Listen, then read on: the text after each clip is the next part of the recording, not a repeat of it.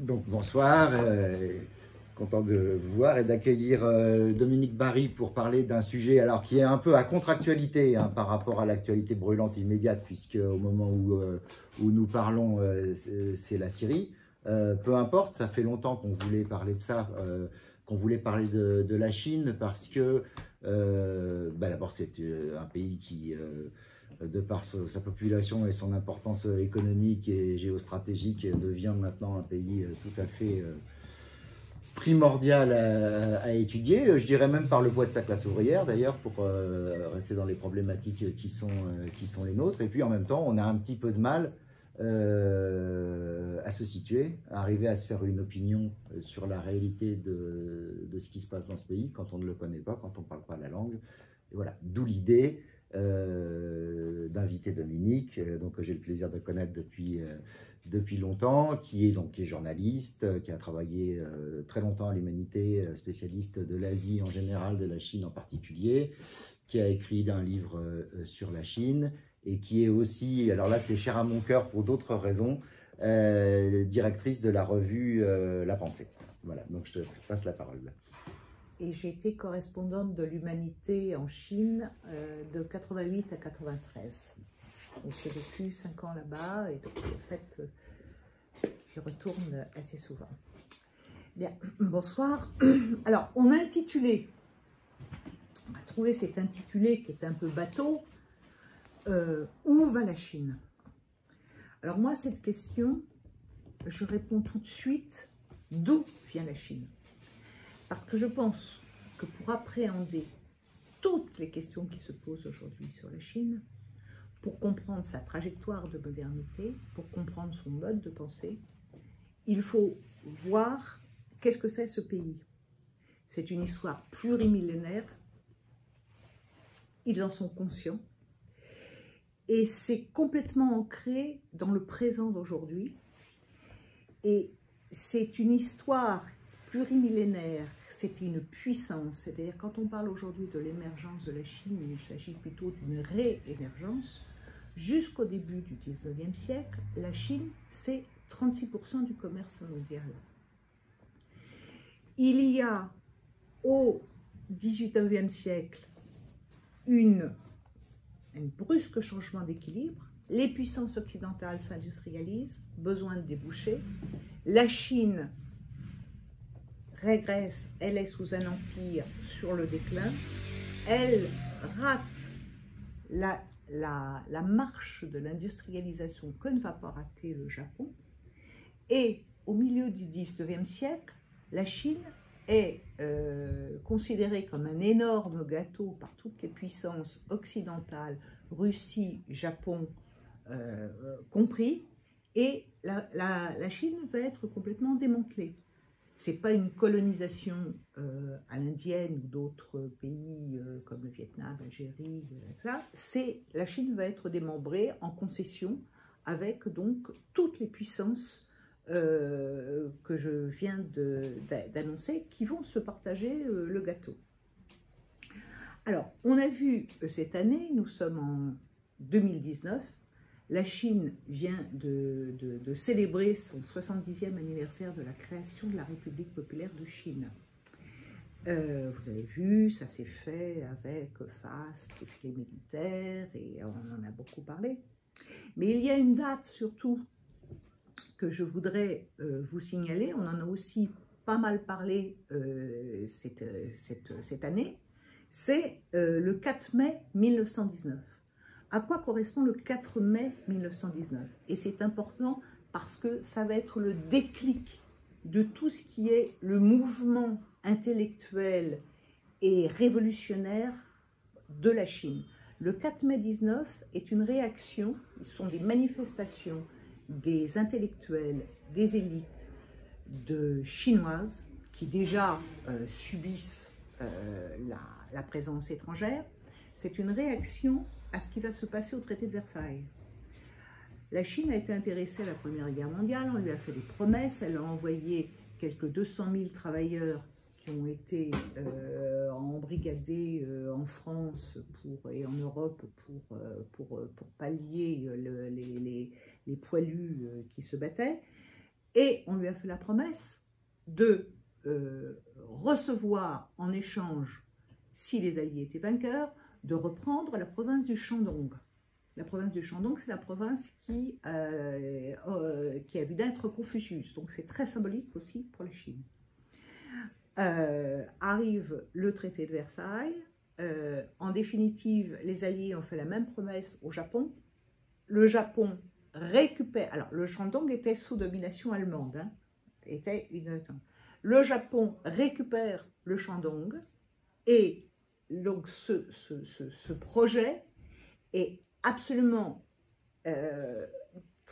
déclenche en Chine un mouvement que même la révolution de 1911, qui a mis fin à la monarchie et établi la première république de Chine, parce que ça commence par des manifestations énormes à Pékin d'intellectuels, d'étudiants, tout, mais gagne tout le pays avec le noyau, en embrigadant le noyau de classe ouvrière qui existait à Shanghai, en embrigadant les commerçants, et pendant un mois, voire plus, c'est un véritable embargo sur les produits japonais, et là se construit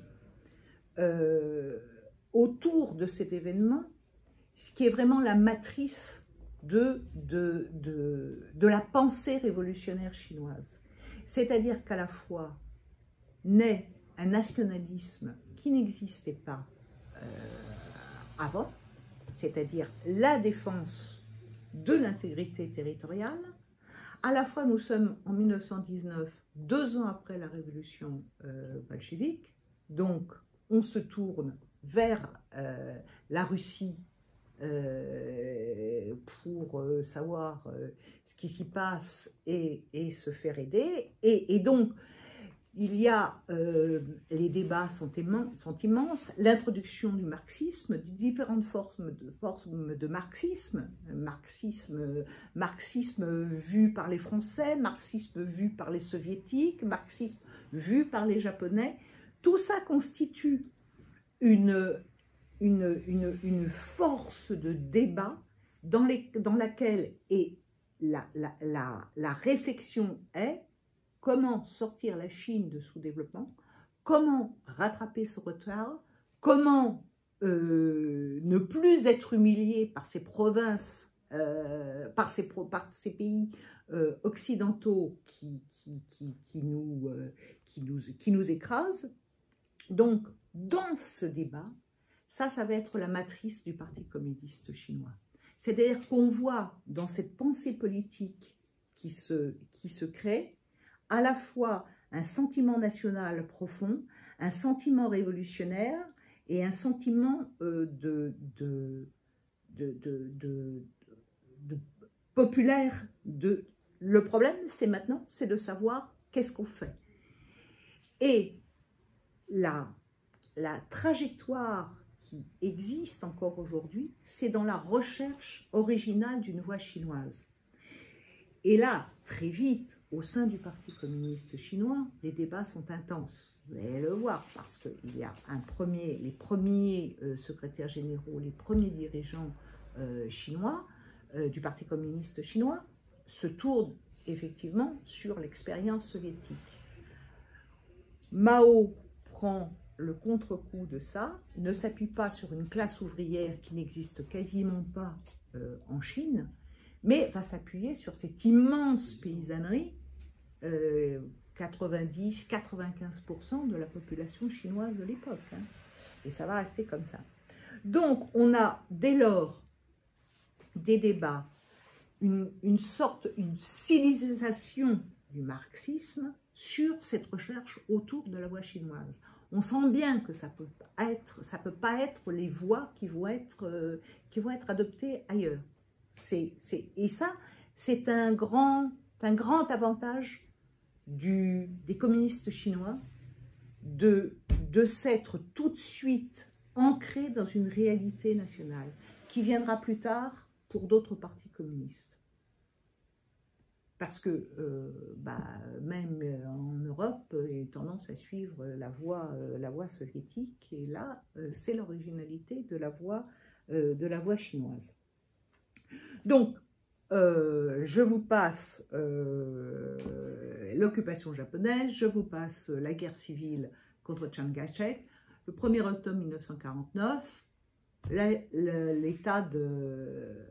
les communistes ont triomphé, et c'est la création de la République populaire de Chine, avec ce discours de Mao qui est, en gros, je résume, la Chine est debout. Maintenant, qu'est-ce qu'on fait? Dans cette période maoïste, qu'est-ce qui reste de cette volonté d'aller très vite pour rattraper le retard? Parce qu'on est toujours dans cette perspective. Il y a une première base qui est la base, disons, modèle soviétique, industrialisation du pays, grâce à la productivité paysanne. Donc, en gros, chez les paysans, ça ne bouge pas beaucoup, mais les bases industrielles sont données. Ça ne va pas assez vite, selon Mao. Outre cette base industrielle, il faut aller rattraper ce retard, pense-t-il, en 15 ans. Ça va être l'épisode du grand bond en avant. Cet épisode du grand bond en avant, ça veut dire intéresser la paysannerie à la production industrielle, et c'est une catastrophe parce que ça se termine par des provinces où sévit fortement la famine, et on en est aujourd'hui à penser qu'il pouvait y avoir entre 30 et 40 millions de personnes qui sont mortes de faim. Alors, il faut voir que dès cette période, on reste quand même penser que le Parti communiste chinois n'est pas un parti homogène, qu'il y a des tendances, et que dès cette période, il y a des tendances. Cette tendance que j'appellerais, pour schématiser, disons une tendance idéologique avec Mao, et une tendance plus pragmatique mettant en avant le développement économique, qui va être celle de Zhou Enlai, de Deng Xiaoping et des différents successeurs. L'autre épisode catastrophique de cette période, c'est la révolution culturelle, parce qu'on est toujours dans l'idéologie de Mao. On peut, avec la volonté du peuple, aller plus vite, développer. Le résultat, 10 ans en définitive de fermeture de la Chine, et une perte de capacité productive et une capacité intellectuelle, puisque la plupart des jeunes instruits, les universités sont fermées, les écoles sont fermées, et donc pendant 10 ans, c'est en gros la parenthèse qui se ferme avec la mort de Mao en 1976. On est, après Deng Xiaoping reprend le pouvoir, et dès lors, on est dans une autre configuration.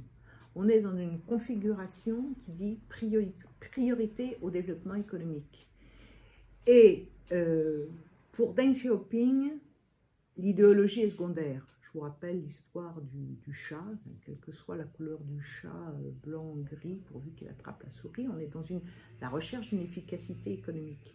Ça se traduit par une ouverture de l'économie chinoise aux capitaux étrangers, et avec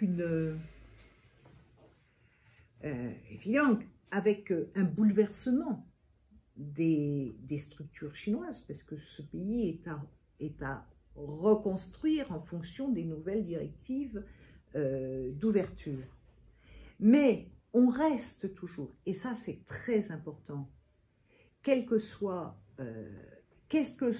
les différentes étapes, et on est toujours dans la cohérence d'un projet de développement. Et ça, c'est très important. Avec des expériences, on est dans un processus avec des expériences, du pragmatisme. C'est pas un modèle, le modèle n'existe pas. Il faut chercher le modèle, il faut le construire. Donc c'est une succession, c'est un pays immense. On est aujourd'hui à près d'1,4 milliard d'habitants. 78, on était à peu près à 1 milliard, mais c'est un pays immense et complètement déséquilibré. C'est-à-dire qu'il y a une ligne qui fait une ligne est-ouest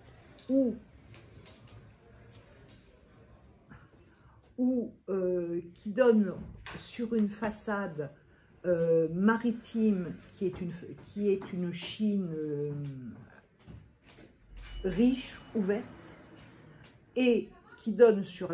Et l'autre côté, on est dans les déserts d'une Chine peu productive, pauvre, et d'où le déséquilibre de population et déséquilibre de richesse de production. Donc, il faut répondre dans cette immensité. Il faut expérimenter. Ce qui peut marcher du côté de Shanghai, du côté de Guangdong, ne marchera pas du côté du Gansu, du Xinjiang. Ça, c'est sûr.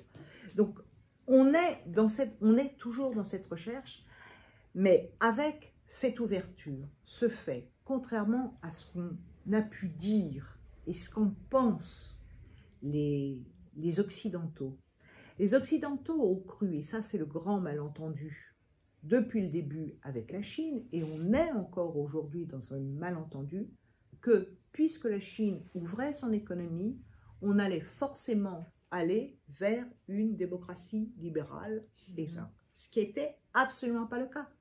Parce que si les Occidentaux avaient regardé d'un peu plus près justement ce projet chinois, la façon dont il se faisait, c'était évident que la Chine allait résister. Ce qui est important aussi pour la Chine, outre son développement économique, c'est que ce développement économique doit conforter sa souveraineté nationale. Et là, on retrouve les débats du début du siècle, 1919, parce que c'est important. Sa souveraineté nationale, son intégrité territoriale. Parce qu'on pensait que la Chine avait été complètement dépecée. Donc, là, le projet de Deng Xiaoping, ça a donc été de faire venir les capitaux pour développer les forces de production et les forces productives. Ce qu'il a en fait bien réussi. En 30 ans, la Chine change complètement de visage. Elle fait un bond absolument spectaculaire avec une croissance de 10-12% qui fait que tout bascule en Chine en quelques années. Et dans le même temps, Deng Xiaoping, qui est vraiment un vieux singe, fait profil bas par rapport aux institutions internationales. C'est-à-dire, on n'est pas dans un rapport de force. Il veut profiter de cette mondialisation capitaliste dans laquelle il entraîne la Chine, tout en mettant des garde-fous. Parce que les projets, les investissements étrangers ont toujours été choisis par la Chine dans les secteurs qui l'intéressaient. En fait, les investisseurs étrangers n'ont jamais pu faire ce qu'ils voulaient en Chine. Le contrat était effectivement l'exploitation totale d'une classe ouvrière qui, à l'époque, était vraiment pas formée, sous-payée. On a parlé des fameux Minggong. Les Minggong, ce sont ces paysans qui ont quitté la terre, parce qu'il y a très peu de terres arabes en Chine. C'est 7% des terres arables mondiales, donc c'est pour une population qui fait 25% de la population mondiale. Vous voyez le rapport, c'est très peu, donc beaucoup trop de paysans, beaucoup trop de main-d'œuvre, et c'est effectivement cette main-d'œuvre que Deng Xiaoping va utiliser pour les envoyer faire les petites mains dans les ateliers de Chine. on en est là.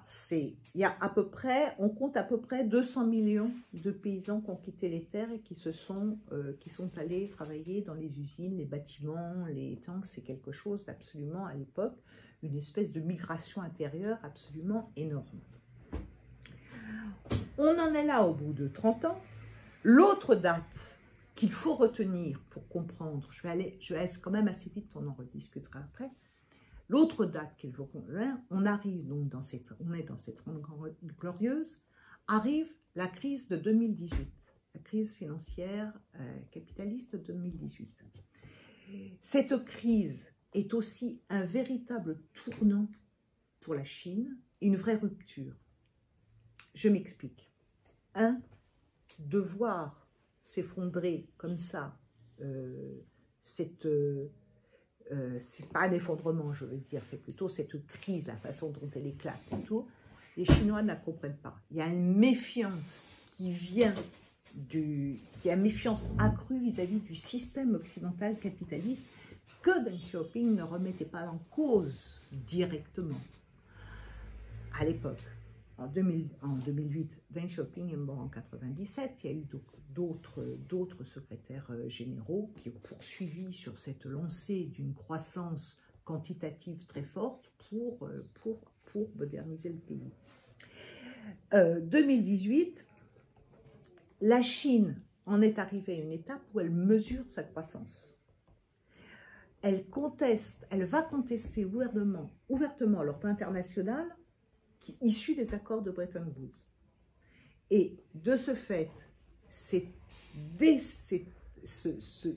crise actuelle que nous avons se noue avec cette crise qu'il y a entre les États-Unis, la Chine et, disons, l'ensemble des pays capitalistes, se noue à cette époque où il y a vraiment un basculement de la Chine consciente de la montée de sa puissance. Et c'est d'autant plus important, cette date est d'autant plus importante qu'elle est en pleine réflexion sur la recherche d'un nouveau modèle de développement. Les 30 glorieuses ont permis une accumulation du capital, ont permis d'accumuler des réserves de change, ont permis à la Chine de monter en puissance.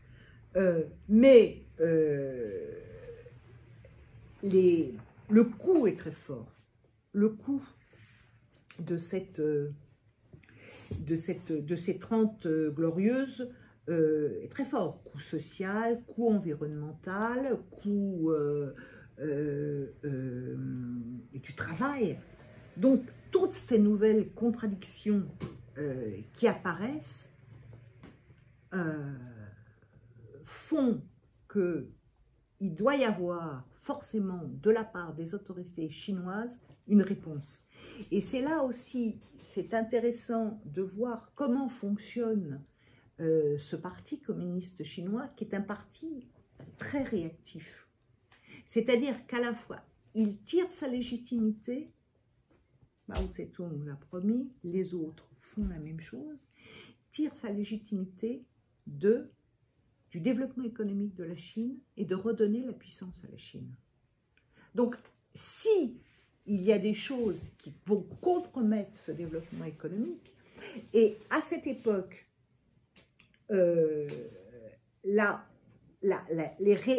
réalisation économique est très forte. Il y a 700 millions de personnes qui sont sorties de la pauvreté. Ça, c'est quelque chose qui est complètement, qu'on ne peut pas remettre, que personne ne remettra ça en cause.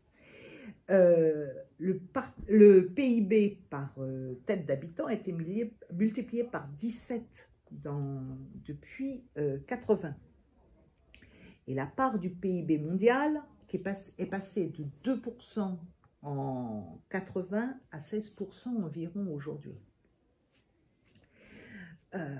Donc, on en arrive à cette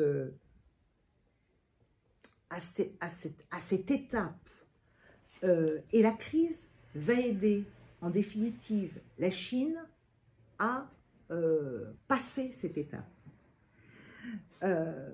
On est dans un changement, dans la recherche d'un changement de modèle de croissance, c'est-à-dire rechercher une croissance plus qualitative, redistributive, et surtout qui contre cette montée des inégalités, parce que là, on est à la période des années 2000, une montée des inégalités absolument extraordinaire. Alors, c'est une montée des inégalités qui se fait sur une base de croissance générale. Mais certains, et ça c'est Deng Xiaoping avait prévenu, certains vont s'enrichir beaucoup plus que d'autres. Alors il y a ceux qui se sont beaucoup enrichis, il y a ceux qui se sont enrichis, enfin qui ont trouvé une vie décente, et ça ce sont surtout, c'est l'apparition de ces couches moyennes qui sont surtout sur toute la frontière maritime, qui est une Chine plus ouverte, et qui en fait est une Chine où il y a beaucoup plus de formation, de moyens, d'une Chine riche, comme je l'ai dit. Les entreprises vont s'installer dans ces provinces maritimes et ne vont pas s'installer au fin fond du Xinjiang, si on ne leur demande pas, bien sûr.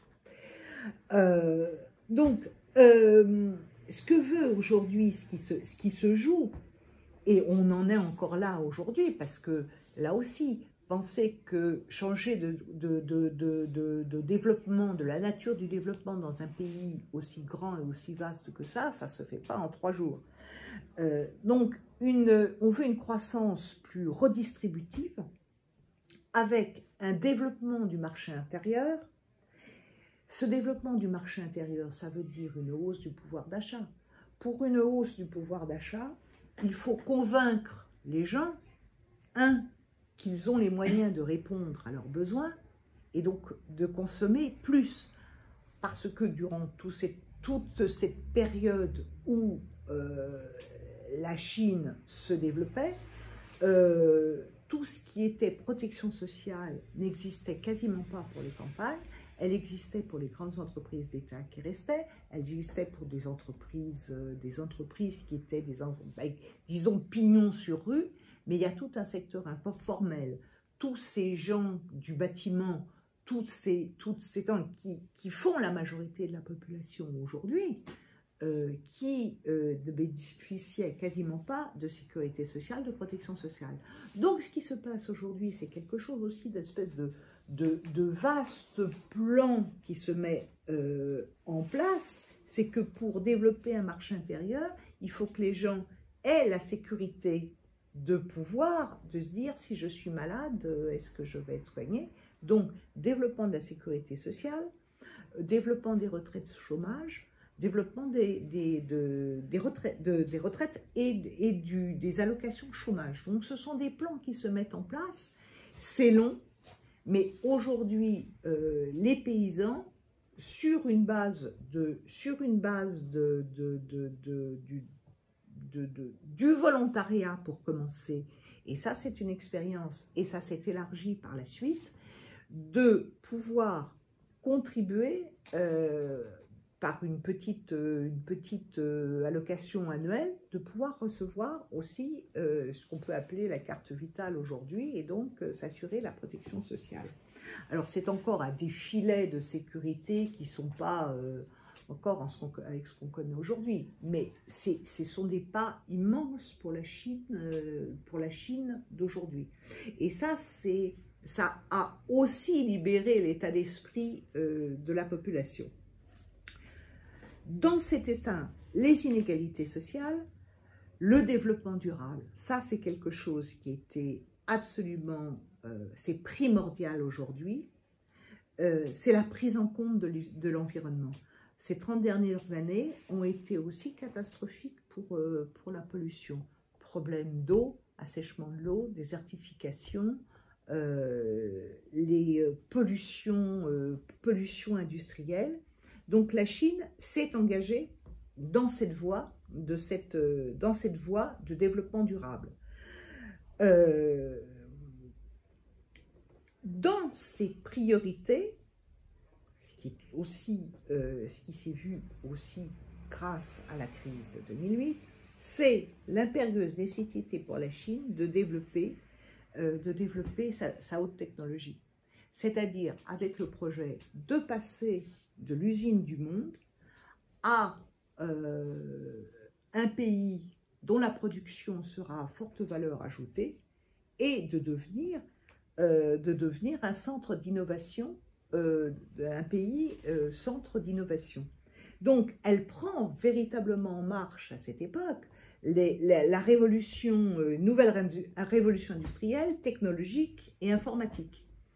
Et ça, on le voit, c'est dans une cohérence totale.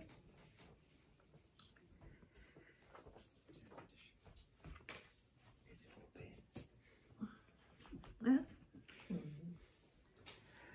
La déco qui se casse la figure, ça nous rappelle le sketch avec Mélenchon aux Européennes. D'accord. Alors, je pense que toute cette réflexion, que ces décisions de changer, se fait au moment où arrive un nouveau secrétaire général du parti, Xi Jinping, à la tête du Parti communiste chinois. Il arrive officiellement en 2012 et il redonne. C'est lui qui va donner, c'est une personnalité extrêmement forte. C'est une personnalité extrêmement forte qui va théoriser en quelque sorte cette montée en puissance de la Chine avec des slogans tels que le rêve chinois, le renouveau de la puissance chinoise. Et on voit dans cette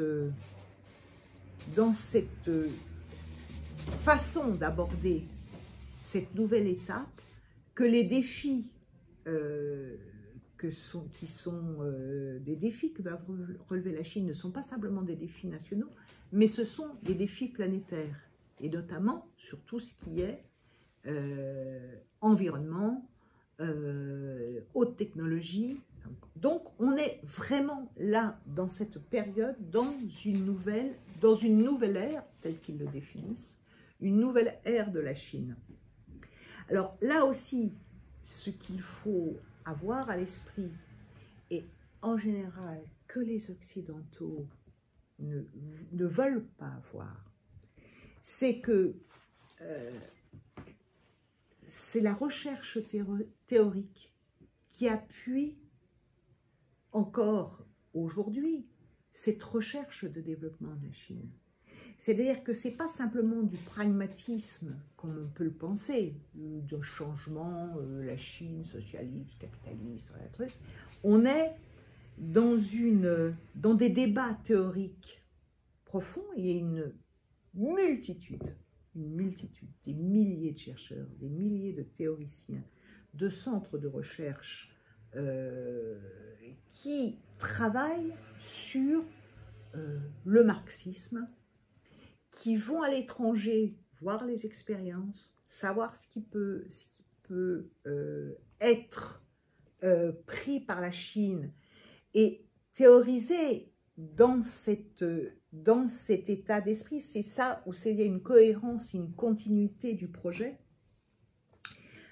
parce que ça amène à définir des concepts extrêmement prudents. La Chine se dit dans l'étape primaire du socialisme, ou parle d'économie de marché socialiste. Mais qu'est-ce que ça veut dire? Comment est compris le marché? Le marché, depuis le début, est conçu par les Chinois comme un outil et pas une finalité, ce qui les différencie déjà complètement de l'esprit capitaliste de nos pays. Et ça met en lumière, en définitive, qu'est-ce que c'est le rôle de l'État dans l'économie et le rôle de l'État, donc le rôle du parti, parce qu'aujourd'hui, l'État et le parti sont particulièrement liés. C'est le Parti communiste qui dirige la Chine et l'État est la couverture administrative. Sur ces concepts prudents, il y a plusieurs choses dont je voulais vous parler. C'est justement ce parti. Ce parti regroupe aujourd'hui entre 88 et 90 millions de membres. Et il a conduit, c'est le Parti communiste qui conduit cette réforme. Et là aussi, je pense que pour comprendre l'état d'esprit de l'opinion publique chinoise, et qui n'est pas toujours compris ici, c'est que ça n'a rien à voir avec ce qui s'est passé avec les pays de l'Est quand il y a eu effondrement des pays de l'Est. Ce n'est pas un Big Bang. On est dans un processus qui est conduit par le Parti communiste chinois, pour la finalité dont je vous parlais tout à l'heure sur le développement économique, donc de sa légitimité. Donc c'est lui qui conçoit les réformes. Et ce parti, là aussi, sur la réflexion théorique qui est arrivée, ce parti ne peut plus être, aujourd'hui, disent les Chinois, le parti uniquement d'avant-garde de la classe ouvrière. C'est un parti au pouvoir qui doit refléter, qui doit être aussi hétérogène que l'est aujourd'hui la société. D'où l'entrée qui a fait débat à l'époque, l'entrée de petits entrepreneurs, d'entrepreneurs ou de milliardaires au sein du Parti communiste chinois, et qui est aujourd'hui, qui existe aujourd'hui. C'est un débat qui a été beaucoup débattu, mais ce qu'il faut voir aussi, c'est que la transformation de l'économie chinoise telle qu'elle est, à mon avis, ne recrée pas le système capitaliste. Il y a des emprunts forts et puissants aux expériences, aux pratiques capitalistes, mais comme je vous le disais,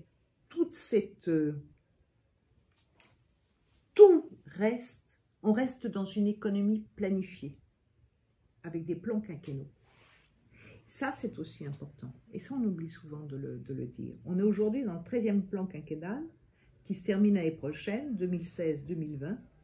Et ça, ces plans quinquennaux donnent des cohérences et de la réactivité, car ils permettent de gérer les contradictions. Ils permettent de gérer les contradictions, et à la fois, quand ce plan est adopté, il donne la ligne aux entreprises publiques, à l'économie. Parce que c'est bien de dire le marché, et ça, Xi Jinping l'a dit, le marché est fondamental. Sauf que le marché, il est sacrément contrôlé par la puissance publique. C'est l'État, c'est le gouvernement qui régule le marché et qui contrôle ce marché.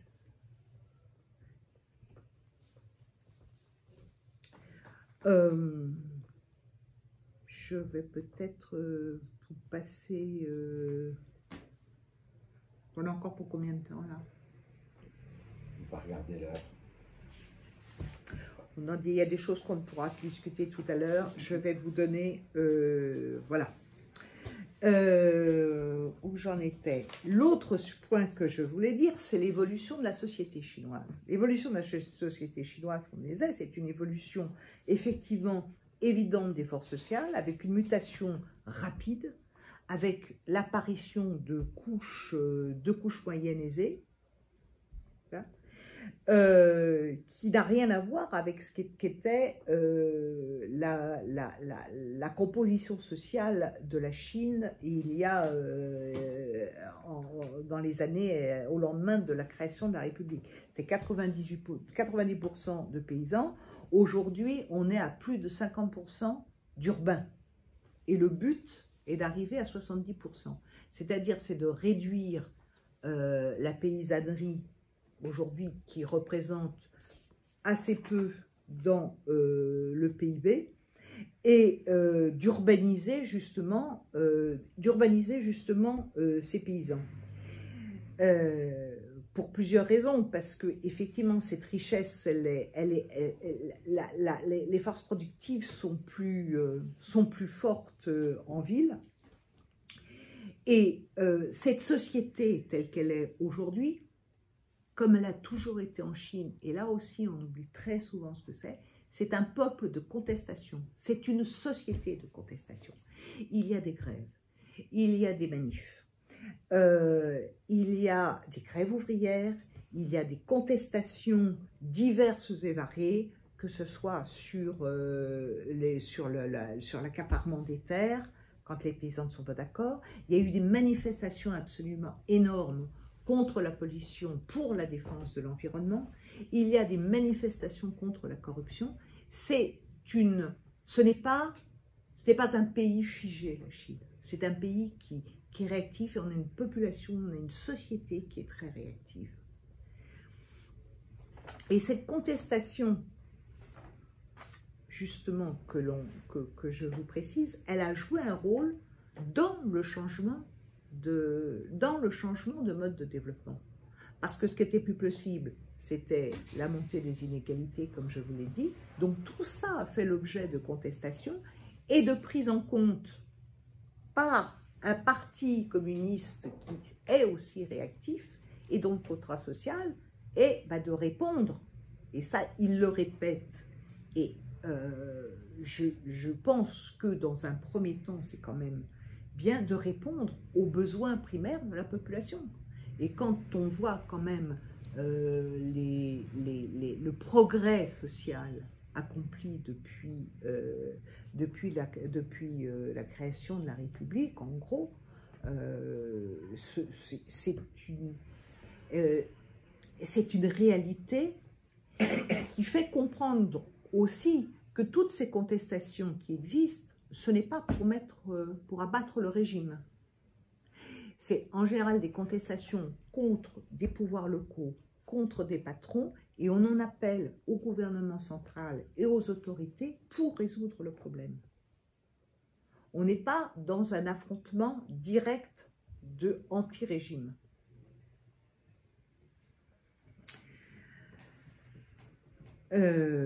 Sur l'environnement, je vais aller assez vite pour vous dire, on en discutera après.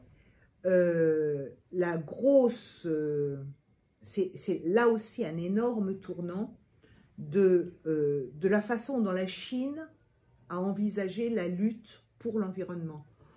On peut voir la différence entre le congrès de Copenhague et la COP 21 à Paris, où à Copenhague, ils avaient complètement bazardé l'affaire, leur disant en définitive, l'environnement, c'est pas notre problème, nous, c'est notre développement économique. Les choses ont complètement changé à Paris, parce que c'est indispensable aujourd'hui, dans le développement de la Chine, d'intégrer la lutte pour l'environnement et d'intégrer la haute technologie et l'innovation. Et les deux sont étroitement liés. C'est-à-dire que le développement des panneaux solaires, le développement de l'hydraulique, le développement des éoliens, ce sont des champs. Je reviens du Gansu, là, qui est une province qui est tout de suite près du désert de Gobi. Hein, ce sont des champs, mais des champs entiers, enfin des champs, c'est des panneaux solaires et des éoliennes, mais par dizaines de milliers, qui produisent de l'électricité, qui est utilisée localement, mais qui est surtout qui passe dans les grandes villes de Pékin, puisque c'est dans cette temps, ça va jusqu'à Pékin, Shanghai et tout. Et ça, c'est quelque chose.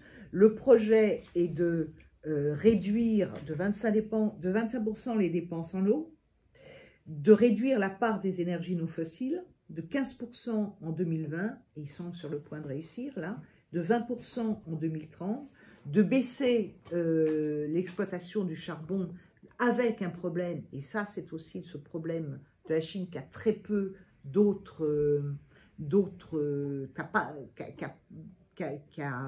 comme énergie fossile n'a que le charbon, donc extrêmement polluant. Ils ont décidé de fermer des mines de charbon, mais qui ont entraîné forcément des grèves, parce que qui dit charbon dit mine de charbon dit mineur.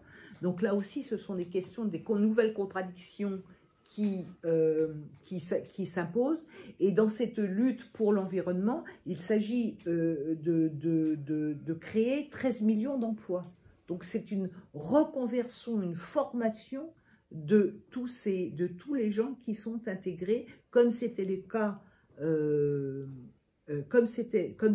cas, et ça l'est encore aujourd'hui, voulant passer effectivement d'une usine, d'un pays où il y avait besoin de petites mains, Maintenant, ils ont besoin de techniciens, ils ont besoin de beaucoup plus d'ingénieurs, ils ont besoin d'informaticiens. Et donc, les efforts sont énormes pour développer la haute technologie. Je vous donnerai sur cette question de haute technologie quelques chiffres tout à l'heure, si vous le voulez bien. Tu me laisses quoi, encore 10 minutes? Voilà, parfait. D'accord. Donc, j'en arrive à une situation donc en Chine intérieure qui est en pleine évolution, forcément, et cette évolution est liée au contexte international. Donc là, je voulais vous parler de ce qui se passe réellement dans ce qu'on appelle très facilement la guerre commerciale déclenchée par Trump. C'est ce qui se passe aujourd'hui. En définitive, Trump est un épisode, c'est un aboutissement, une étape de ce que les États-Unis ont engagé depuis plusieurs années pour contrer l'émergence de la Chine. Alors, le déclencheur de cette explosion actuelle, ça a été, en fait, les muscles que montre aujourd'hui la Chine en se déclarant une nouvelle puissance mondiale, et avec les moyens de cette puissance mondiale. Ça veut dire qu'elle conteste l'hégémonie occidentale. Non pas comme le pouvait... on n'est pas dans une politique de bloc, elle ne conteste pas en tant que politique de bloc. On est dans un contexte où du multilatéralisme, c'est-à-dire qu'aujourd'hui, tous ces pays émergents qui peuvent effectivement prendre leur place dans l'arène internationale de discussion, en fait, le fait même de cette émergence, c'est une contestation de l'hégémonie telle qu'elle est sortie des accords de Bretton Woods. Et ça, c'est insupportable pour les États-Unis. Depuis les années 90, la doctrine de la Maison-Blanche et des administrations américaines, quels que soient les trucs, c'est de ne pas laisser une nouvelle puissance se développer. Et dans un premier temps, c'était la Russie qui était visée. Bon, on a vu ce qu'a donné la Russie après dans les années 90, alors qu'aujourd'hui, c'était évident que c'est la Chine qui prend la relève de cette menace vécue par les États-Unis. Et il y a une véritable campagne, théorisation de la part aussi des chercheurs américains, des universités américaines et toute l'extrême droite américaine qui se mobilise sur un péril jaune. Ça s'est traduit par le pivot asiatique d'Obama en 2010 qui parle de rivalité avec la Chine. Et ce pivot asiatique s'est traduit par la volonté de mettre en place un partenariat transpacifique, c'est-à-dire un vaste traité de libre-échange englobant tous les pays touchant le Pacifique, enfin riverains du Pacifique, à l'exception de la Chine. Donc c'était véritablement l'encerclement de la Chine. Et en plus, un retour encore plus important des forces militaires américaines dans la région. Et ça, c'est quelque chose que la Chine a bien intégré cette menace extérieure. La deuxième, donc cette riposte de la Chine, elle s'est faite par la création de banques, la banque des BRICS en juillet 2014, par la Banque asiatique d'investissement pour les infrastructures. Ce sont des projets qui sont complètement inclusifs.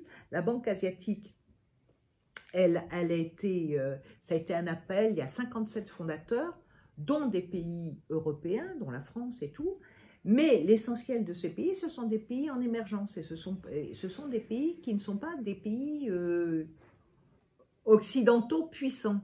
Et ça, c'est quelque chose qui a fait réagir la Maison-Blanche en disant « Oui, aujourd'hui, nous voyons, c'est un jour à marquer de noir pour, je crois que c'est Navarro qui disait ça, le conseiller de Trump, parce que, oui, il y avait une institution internationale qui se formait dans lesquelles les pays, les anciennes puissances étaient minoritaires. La grande riposte a été évidemment ce qu'on a appelé les routes de la soie, qui a été proposée par Xi Jinping, qui est un vaste projet planétaire. Là aussi, il faudra faut chercher ce que ça veut dire, ce qu'il y a derrière. Il y a à la fois le côté, pour la Chine, un intérêt national, c'est-à-dire de développement de ces provinces intérieures du Xinjiang, pour les relier à l'Europe, puisqu'il y avait quand même l'encerclement qui se faisait de l'autre côté par le Pacifique, donc il fallait bien chercher des débouchés, la route maritime, le coup étant d'éviter de toute façon le détroit de Malacca, par lequel passe l'essentiel du commerce asiatique qui vient d'autres régions du monde, Europe, Afrique. Donc ce projet de route de la soie a tout de suite été décrié comme étant un projet de politique de domination de la Chine. Alors, c'est... et on est encore aujourd'hui, ça participe à cette campagne anti-chinoise extrêmement forte qui existe aujourd'hui sur cette question. Quand on regarde de près ce qu'il en est et qu'on regarde la démarche, et c'est là où nous, en tant que force progressiste, on est intéressés, c'est que ce projet qui est un projet, disons, il est posé sur la table planétaire. Les Chinois ont leur objectif, mais ils proposent à tous les pays, leur vision, c'est de dire, nous sommes dans un monde interdépendant. Donc, aucun pays ne peut réussir seul. Donc, il faut que tous les pays trouvent une complémentarité dans cette interdépendance. Comment peut se faire cette complémentarité? Quels sont les projets qui sont à mettre en place? Qui va les décider? Pour le moment, il y a 195 documents de coopération qui ont été signés. 136 pays y ont adhéré, dont récemment l'Italie et le Portugal, qui fait frémir Bruxelles, et un certain nombre de pays d'Europe de l'Est. Mais ces routes de la soie, alors j'ai pas de carte, mais il faut voir un petit peu comment ça se présente. Comment allons-nous répondre à ce projet? L'Union européenne n'en veut pas en tant que telle. Les États-Unis, pas plus, bien entendu. Donc, ça va s'adresser à des pays qui, comme en Afrique, comme en Grèce, comme en Europe de l'Est, ce sont des pays qui sont affaiblis par les puissances capitalistes et qui vont se retourner, qui vont se tourner vers la Chine, qui va offrir les moyens de le faire. Donc, ça, c'est une question de savoir comment peut se poser aujourd'hui cette coopération internationale.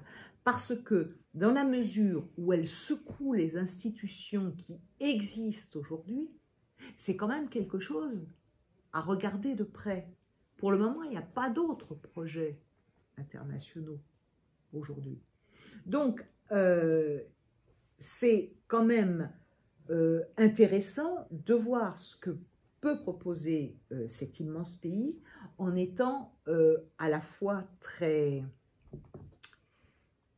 comment dire, ni critique, mais en étant conscient de ses possibilités, de ses objectifs et de ses limites. Donc ça c'est quelque chose qui peut nous interpeller et je pense que ça peut être un axe de discussion. Après, l'autre sujet, et je vais en finir, je vais développer plus tard, c'est ce qui a monté les États-Unis, ce qui a fait monter au créneau les États-Unis, c'est effectivement le plan chinois de haute technologie, le plan adopté en 2015 qui s'appelle Made in China 2025 et qui est vraiment le but de réaliser une modernisation des techniques de production de la Chine, d'être dans le pelon de tête du développement de haute technologie. On le voit aujourd'hui avec la 5G, tout ce que ça entraîne comme réaction. Voilà, et la Chine y met les moyens. La recherche et le développement, c'est 2,5% du PIB en 2017. Et c'est une augmentation de 18% par an depuis 2000. La Chine, l'Europe et les États-Unis, c'est 4%. Donc on voit vraiment l'énorme effort qui est fait par les autorités chinoises pour développer ça. Et ça développe ça. Ce sont des aides d'État, ce sont des facilités à la fois entreprises d'État, entreprises privées, start-up, universités. C'est là aussi où on retrouve encore une cohérence de projet, une globalité du projet de développement. Ça ne concerne pas simplement c'est pas à la marge. Et aujourd'hui en Chine, il y a 80 technopoles, qui fait quand même pas mal sur tout le pays. Et là, c'est relativement bien. C'est pas simplement sur les zones maritimes, c'est dans tout le pays. Voilà, donc je passe les nouvelles technologies, mais ce que je voulais quand même vous poser comme question pour engager la discussion, c'est que donc la question c'était où va la Chine, mais quand on pose la question où va la Chine, c'est aussi où va le monde, compte tenu du poids aujourd'hui de la Chine dans le monde, de ce qu'elle représente, de ce qu'elle entraîne, de l'attractivité qu'elle peut avoir. Il y a une attractivité à la fois une répulsion. Donc, on ne peut pas être indifférent à ce qui se passe en Chine. Ce que les États capitalistes rêvent derrière ces deux fronts de guerre commerciale qui existent, c'est en définitive, et ça c'est le but recherché, c'est la libéralisation économique totale de la Chine. Que la Chine ouvre totalement ses frontières, ouvre ses secteurs protégés. Elle a un secteur public qui reste puissant. Son secteur bancaire est à 90% public. Elle veut entrer dans ces secteurs. Elle veut entrer dans ces secteurs protégés. Elle veut que cessent ces États capitalistes dénonce les aides d'État, les aides publiques justement à tout ce qui s'est dit, au nom de la libre concurrence, puisque la Chine est membre de l'OMC, il faut que la Chine respecte les accords de l'OMC. Donc on est dans une confrontation qui n'est pas une confrontation telle qu'elle existait du temps de la guerre froide, mais qui est conçue de la part, à mon avis, des États capitalistes comme une guerre froide. Voilà, ben je vais en terminer là, et puis on va dire plein de choses par la suite. Merci beaucoup.